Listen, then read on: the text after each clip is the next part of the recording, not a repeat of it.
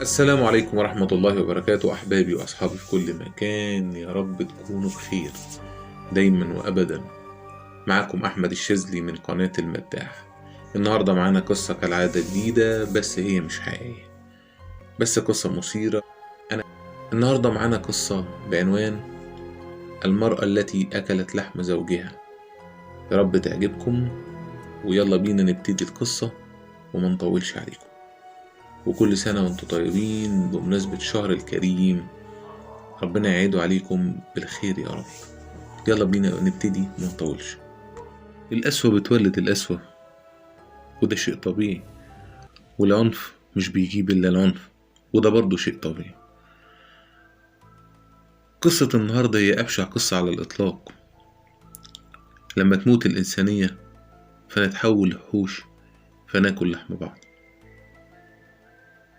بطلة قصتنا النهاردة كانت ماشية في الشارع بتسابق الزمن، مش عايزة تتأخر، لكن وقفها في نص الطريق بسماجة واحد من الباعة الجائلين، وكان معاه حاجات كتير قديمة على عربيته اللي بيزقها، وقال لها استني يا مدام، ده مفتاح السعادة، هيخليكي تعيشي سعادة أبدية، مش هتحسي بالحزن أبدا ولا حتى بالندم.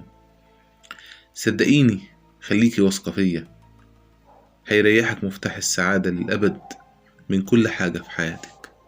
وهي مستغربة قوي، فهل الراجل البسيط ده عارف ايه اللي بيدور ببالها؟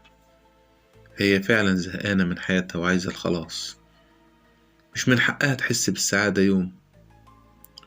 فبصت للمفتاح بين ايديه بدهشة شديدة وتعجب، وكان الراجل مادد ايده بمفتاح غريب الشكل مصنوع من حديد، ده غير لونه الاسود.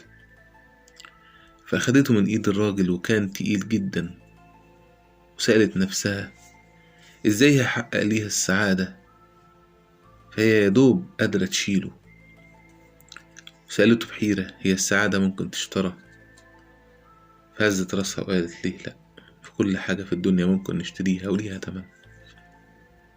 اشترت المفتاح من الراجل وهي بتضحك بسعادة على حالها، فما كانتش قادرة تشيل المفتاح بين ايديها من تقله.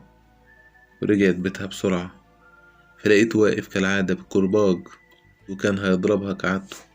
هي اتأخرت عن عمايل الأكل 10 دقايق بحالها. وهنا بقى ما كانتش قادرة تتحمل العذاب وكل الألم. رفعت مفتاح السعادة فوق ونزلت بيه على راسه بقوة، فقسمت راسه نصين. فضلت تضرب فيه بهستيريا، وكأن دي آخر حاجة هتعملها في حياتها. وهي بتفتكر ضربات الكرباج على جسمها أكتر من مرة، فوقع الزوج غرقان في دمه والدم ملا المكان بعد ما كسرت راسه تماما. وفي اللحظة دي بقى حست بالراحة والسعادة، فجوزها ده دمر كل حياتها، ومفتاح السعادة رجعها لها تاني. ودلوقتي ده الجزء المهم في الموضوع، ازاي هتتخلص من الجثة. جرجرت الجثة للحمام بصعوبة، جابت الساطور من المطبخ وفصلت الراس المكسرة عن جسمه تماما، وطلعت عينيه وقطعت ودانه ومناخيره وحطتهم مع الراس المكسورة في كيس اسود، وحطت الكفين والرجلين في كيس تاني. وبعد كده قطعت الجسم لمكعبات صغيرة من اللحمة بعد ما شفت الجلد، وشالته في كيس اسود ده غير العظم، فحطته في كيس تاني لوحده.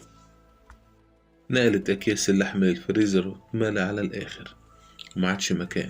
فكرت بمكر تودي باقي الأكياس فين،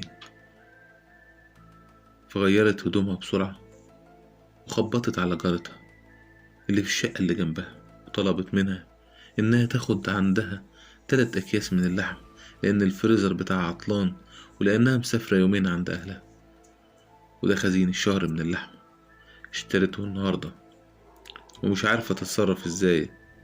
رحبت جارتها لمساعدة جارتها، ورجعت شقتها تاني وهي فرحانة، ونظفت كل شيء وشالت أثر الدم من كل مكان. مسحت الشقة بمطهر قوي وحطت هدوم جوزها في الغسالة الأوتوماتيك.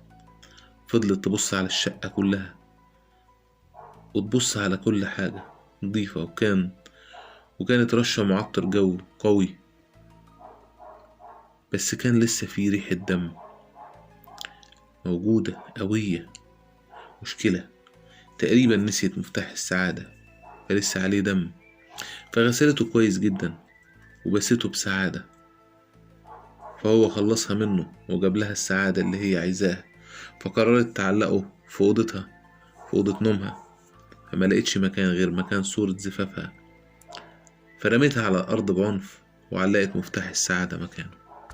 غيرت هدومها وأخدت الأكياس اللي جواها الراس والأحشاء والقدمين والكفين وحطتهم في شنطة سفر وأخدتهم وخرجت من البيت.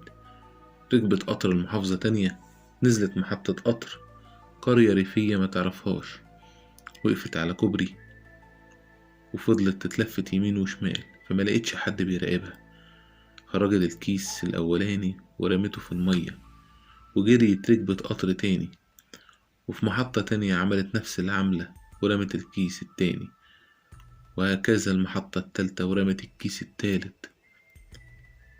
ورجعت بعدها للبيت وهي حاسة بالسعادة الشديدة ممزوجة بالتعب والإرهاق والجوع. دخلت الحمام، أخدت دش دافي وهي بتغني بسعادة، وكانت عايزة تاكل لحم مشوي. فكرت تخرج كيس من الأكياس اللي في الفريزر. وبهنا أحبابي وأصحابي في كل مكان نكون وصلنا لنهاية الجزء الأول من قصتنا النهاردة، المرأة التي أكلت لحم زوجها. يا رب يكون القصة النهاردة عجبتكم، أو الجزء الأول من قصتنا النهاردة عجبتكم، وإن شاء الله نتقابل في الجزء التاني إن شاء الله. خلاص أنا بعد ليه وإن شاء الله ننزله قريب. يا رب يكون الجزء الأول عجبكم والجزء التاني كمان يعجبكم بإذن الله. أشوفكم على ألف خير في الجزء التاني، وكل سنة وانتم طيبين مرة تانية بمناسبة شهر رمضان الكريم. أشوفكم على ألف خير. سلام.